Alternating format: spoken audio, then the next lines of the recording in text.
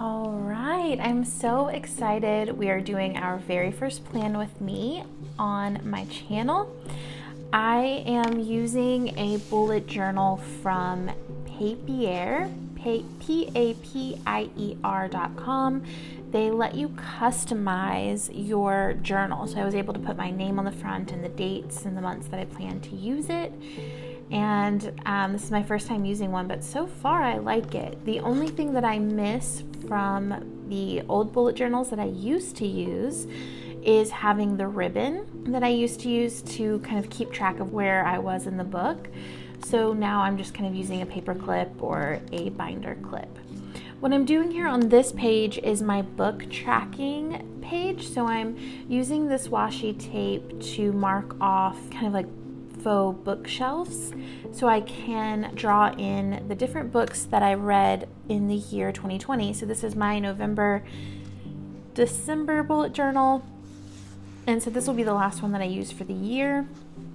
And I just want to look back and be able to see what it is that I read this month.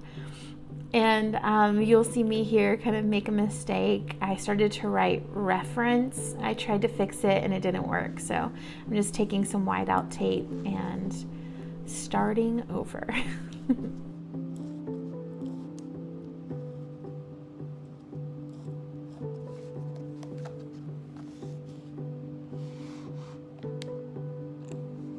These little binder clips have really come in handy for both watercolor and bullet journaling, because I've been able to kind of pin the older pages back, especially as I get more into doing collages and things like that in my bullet journal. The pages get thicker and they bounce up faster, so if I need it to lay flat, I can do that through these little binder clips. I got a pack of like 50 from Target, and I use them in almost everything now. So I'm just trying to draw kind of pretty thick books.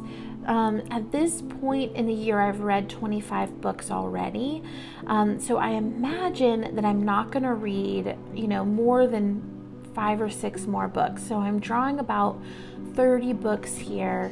And I think that'll be plenty. If I need more room, I can always expand into the second page, but I think that'll be more than enough for the rest of the year, for November and December.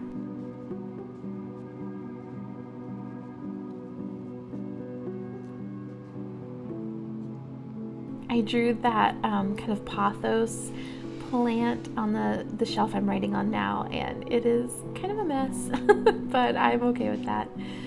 When I get home, it's not in the video, but when I got home, I colored in all of the books that I'd already read. So I just kind of lightly colored over those pages, and then I colored in the leaves of the plants then as well.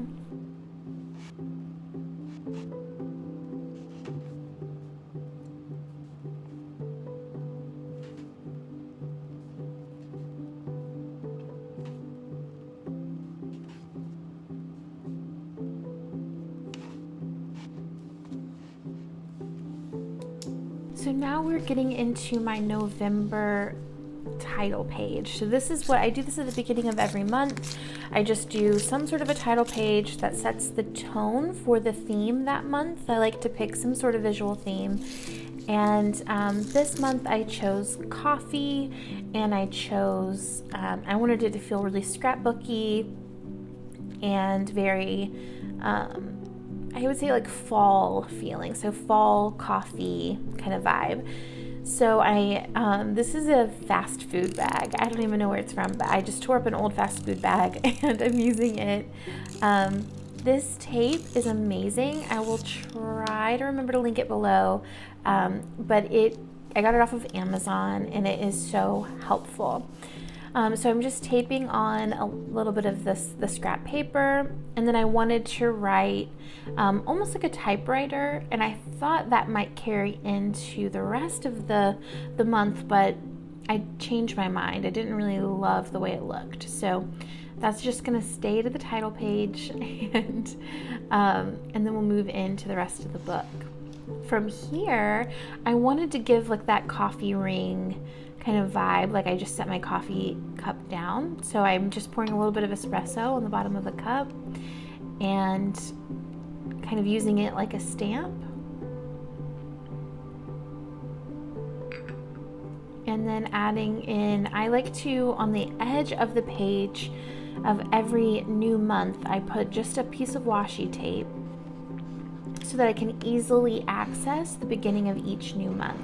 That has been so helpful for finding, just quickly being able to flip to a new month, especially on the journals where I have maybe 2 or 3 months in there. The next page is just my October reflection spread. So every month I do a spread where I look back at the month prior. For this particular journal, I decided to do some throwback photos. So I wanted to, like, some of my highlighted months or memories in the month of October. I printed those photos out. The way that I sized these is I used a grid in Canva, and I just dropped my photos in, and then I printed them out just on my computer, and then I'll tape those in kind of in a grid.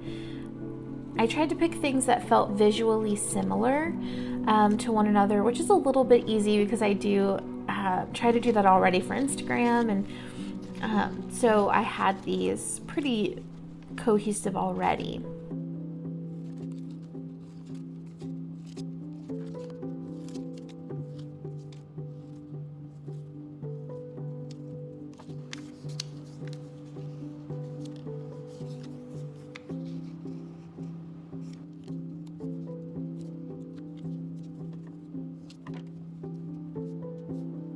Still, like a little tip, if you do end up using this tape in your own work, like I find it really helpful to tape off of the book, like putting the tape on. So if I can do that on my desk, I pretty much never remember to do that, but whenever I do remember, it's really helpful because if you go over a little bit, it gets that really strong glue onto your page, so the pages will stick together. So I try my best to do the tape off of the book itself, but like I said, I hardly ever remember to do that. But it will save you a little bit of stress if you can.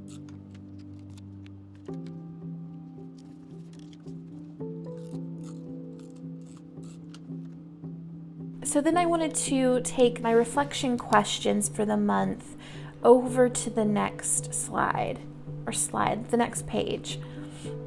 And this is just where I check in on how the month had gone, how I'm feeling, what I learned, and then I really do like a pretty intense financial breakdown of just like what income came in from each offer. I'm just adding this washi tape to add a little bit of visual interest, make it feel a little more scrapbooky. And this month I decided to do kind of like a black and white hand-drawn box vibe for things. I really like the look of the cursive handwriting written into a box, so that's kind of what I'm working with. And what this says is now I know, and then highlight of the month, and then offers. So I'm writing in every single product that I sell, and every single program, merch, all of that kind of stuff. And then I write down beside it how much income that particular thing brought in that month, and then the total amount that I brought in. This helps me to really prioritize where I put my energy and notice if maybe I'm putting a lot of work into something that brings in very little income. That's just really helpful information when making business decisions and thinking about the future of the company.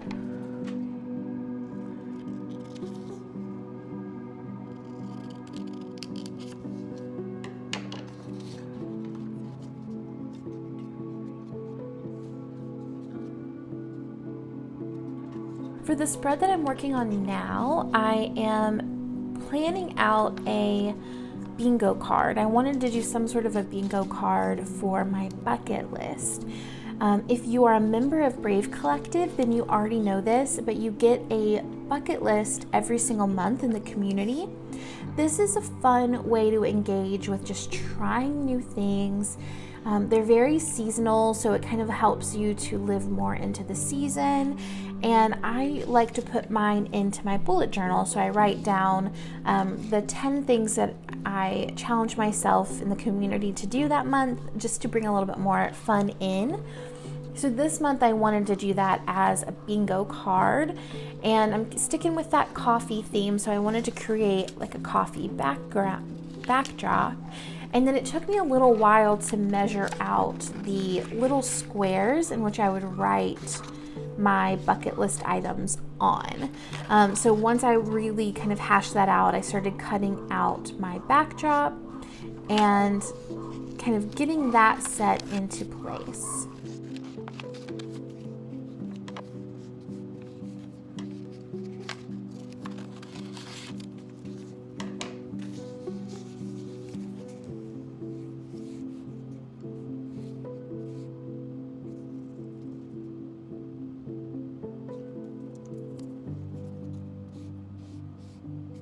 It's about this time that I'm realizing I'm not going to get to fit 10 full boxes on this spread. And usually that happens sometimes, and I'm fine with that. There's usually 1 or 2 bucket list items that I know I'm not going to do.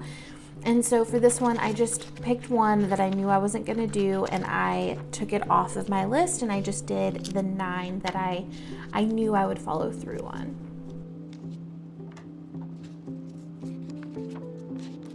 I am not a precise person, so I don't measure. I just kind of do this kind of freehand. That doesn't bother me for things to be a little bit off. I know that does for some people, but for me it doesn't. So I just kind of freehand it and eyeball it and make that work.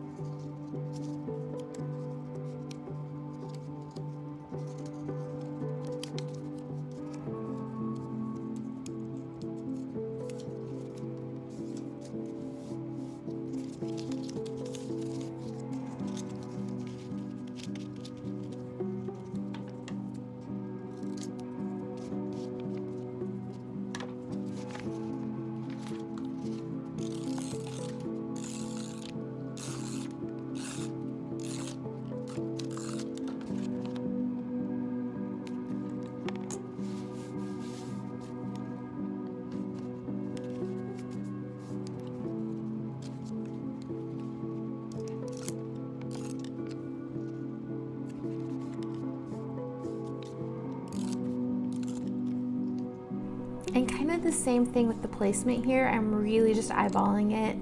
I'm okay with the fact that it's not like perfectly spaced out and the boxes aren't all the same size or aren't evenly cut. I actually kind of like the way it feels, like it looks hand done, because it is hand done. So that works for me. If it doesn't work for you, then you might want to measure it out and everything, and I get that as well.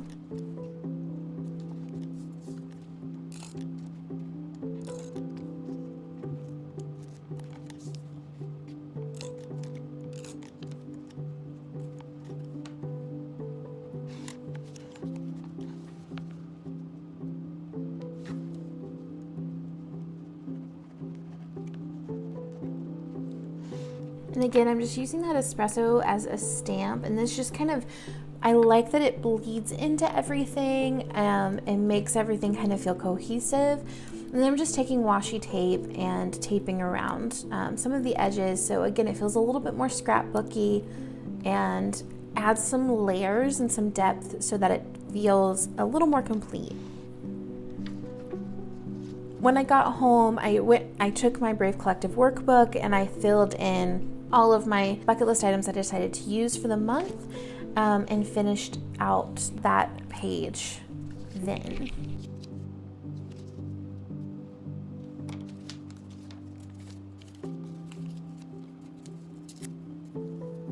This photo is actually my current phone backdrop. I really love it, and it's just kind of been the aesthetic of my fall season.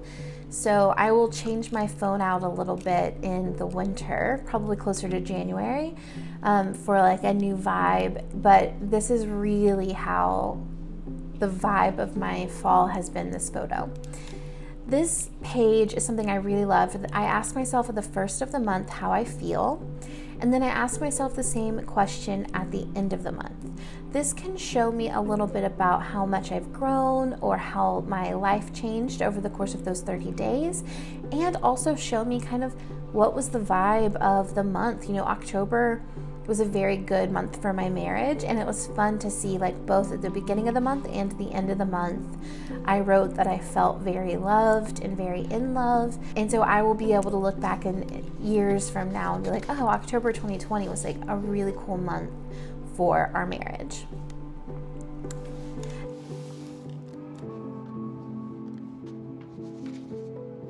Now, what you're seeing me cut out right now are the photos that I collected from the internet. I like to use unsplash.com, and I use Canva's photos as well, because I am building this out in Canva. It has a large stock photo catalog as well. And again, I have some photos from my Instagram account that I've pulled in too. What I like to do when I'm doing a collage type theme is just at the end of every week, I go through and I just go ahead and tape in a few photos or clippings from the month. These stickers are from Work Spacery, WORK Spacery. She makes these amazing Enneagram day planners, and she sent me one, and it came with this pack of stickers. So I'm using the stickers in my spread as well.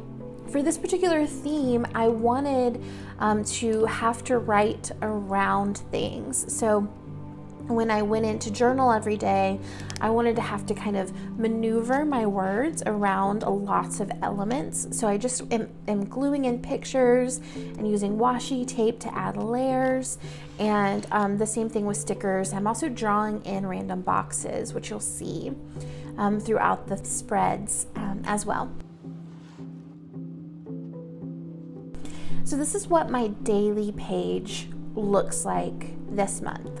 So I'm just using that same cursive with the box around it header for the date, and then I'm using these boxes for, I call it my tarot box, which is when I pull a card in the morning and I see how it relates to my life. I just take a little bit of time to put in what card I pulled and what that meant for me that day.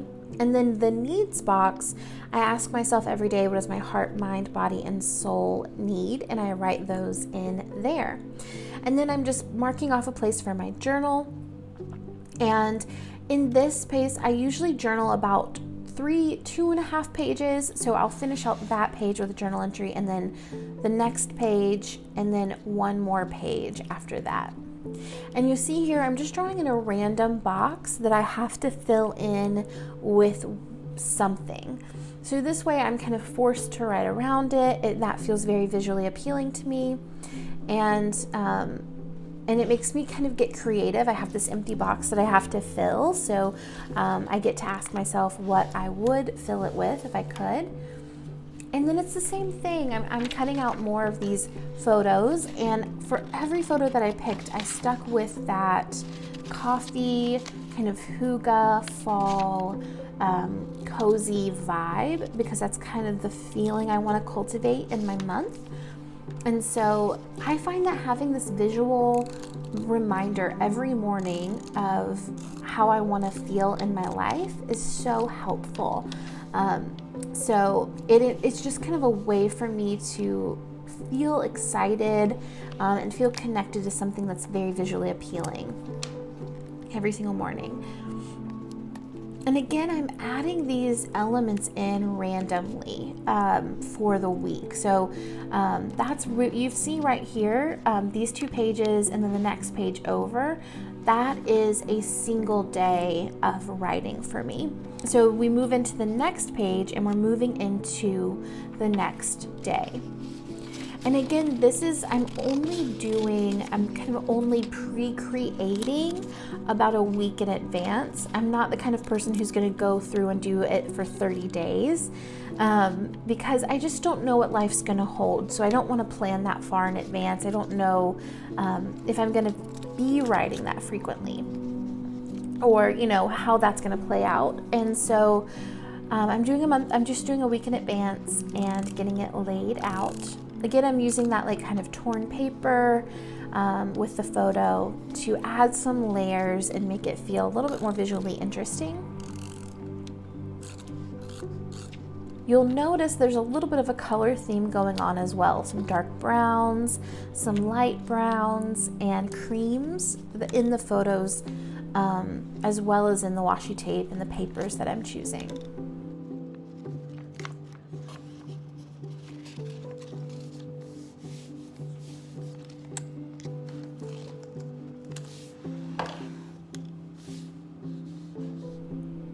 And I liked this as well. I added in a box that's specifically for a 10 good things list. If you haven't heard me talk about a 10 good things list, I do have a video specifically on that. I'll try and remember to add a link to it, but if I don't, it's all about just my gratitude list and the way that I choose to do a gratitude practice. But I'm just kind of go ahead and placing that in there so that when I get to it on that day, I'm reminded to take a few minutes and just look around for 10 good things.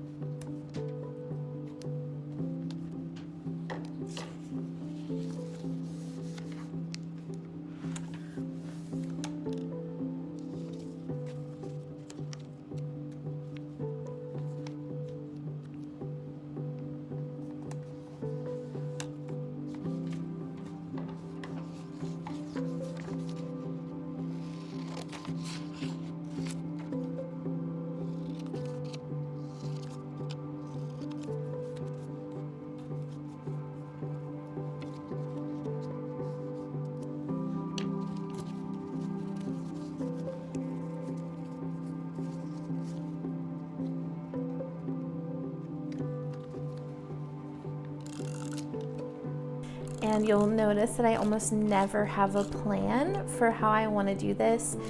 I'm really just kind of getting the pictures compiled that make me feel the way I want to feel.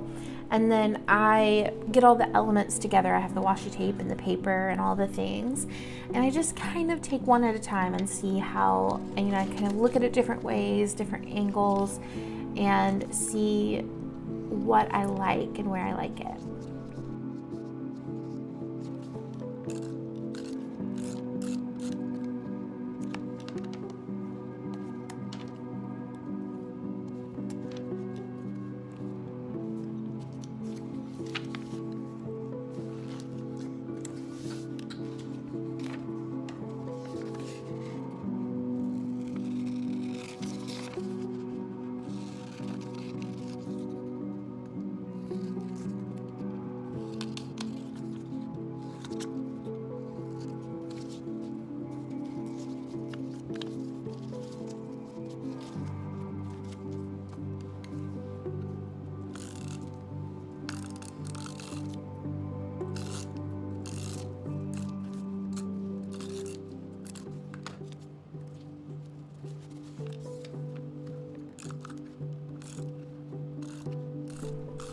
I've gotten really into the collage style because I don't always have the energy to feel artistic myself, to really go in and draw something intricate. And usually I've found that when I make a spread that relies heavily on me being artistic, when it comes to the first morning, when I go in to write in the morning, it's just the last thing I want to do. I just don't want to take the time to do that. And so I usually end up getting a little bit sloppy about it, and it stops feeling so good. And the collages really have helped me to feel connected to a specific visual theme and not feel overburdened by the creative export that it would take for me to do. And it just feels tactilely good. It feels good to hold in your hands and good to flip through. So I've become a really big fan of this specific kind of way to do my spreads.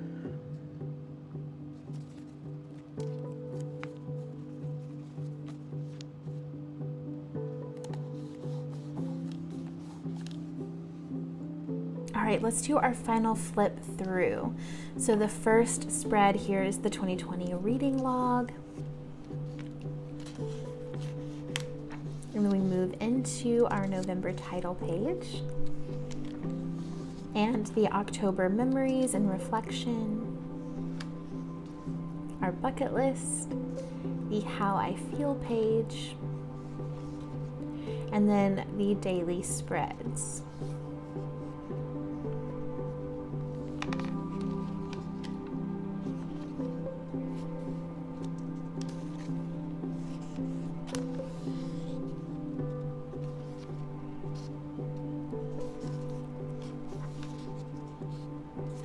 That's it for November 2020. Thank you guys so much for joining me. If you like this video, let me know and I'll do another one for December.